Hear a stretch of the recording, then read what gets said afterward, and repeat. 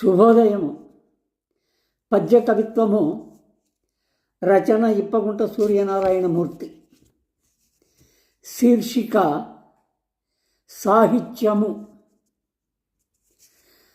సాలమ్మే విధి రూపురేఖలను విస్పష్టముగా నిల్పునో, జాలన్నిప్పుడు కావ్యరీతులను సంసారంపు సద్భావనన్, కీలమ్మందున రాటుదేలు నగయై కీరంపు సంభాషణన్, లాలిత్యమ్మగు శబ్దసాహితికి ప్రారంభము సచ్చీలమౌ. మిత్రులారా, ఈ పద్యభావం సాహిత్యం అంటే రచన, పద్యరచన లేక మరేదైనా కానీ నేను పద్యరచన ఎంచుకున్నాను. ఈ పద్యరచన ఎలాగా సాగాలి అనే దాని గురించి ఈ పద్యంలో వివరిస్తున్నాను. సాలమ్మే విధి రూపురేఖలను విస్పష్టముగా నిలుపును. సాలము అంటే వృక్షం.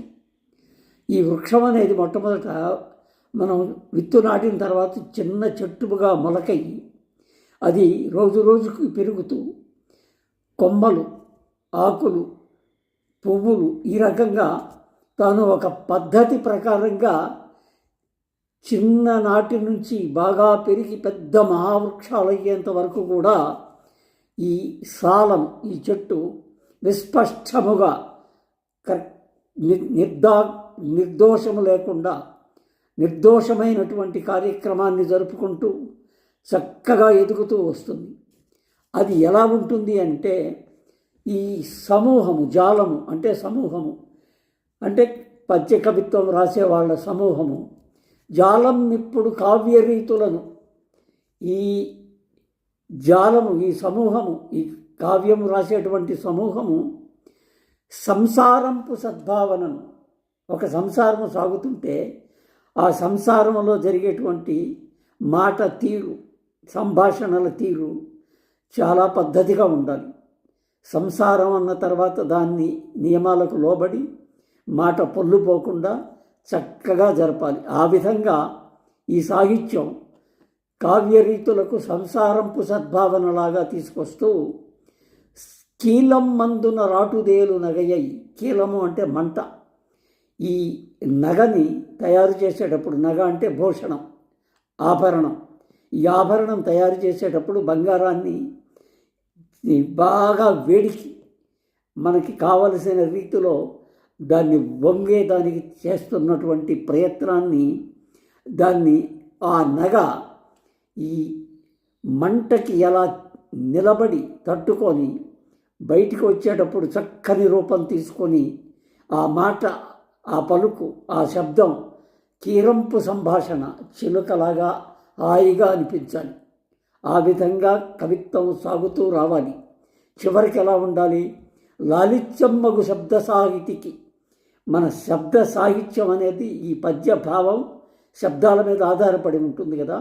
అప్పుడు అది లాలిత్యమైనటువంటి, లలితమైనటువంటి, మృదువైనటువంటి, సొగసైనటువంటి ఈ సాహితికి ప్రారంభము సచ్చీలమౌ, మంచి శీలము అంటే ఏ విధమైనటువంటి మాట పడనటువంటి, మరక లేనటువంటి సచ్చీలము, మంచి శీలము కలిగినటువంటి వ్యక్తిత్వం కలిగిన మనిషి ఎంత ఉదాత్తంగా సంఘంలో కనిపిస్తాడో ఆ విధంగా ఈ పద్యం అన్ని విధాలుగా నేను ముందు చెప్పినటువంటి విధాలుగా ఈ పద్యం సాగిపోతుంటే సాహిత్యం అజరామరమై ఉంటుంది.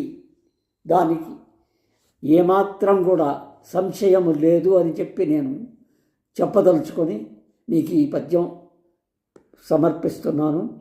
మిత్రులు, ఈ పద్యం విని మీ అభిప్రాయాన్ని తెలియజేస్తూ నన్ను ఆశీర్వదిస్తారని నమ్ముతూ సెలవు తీసుకుంటున్నాను. నమస్తే.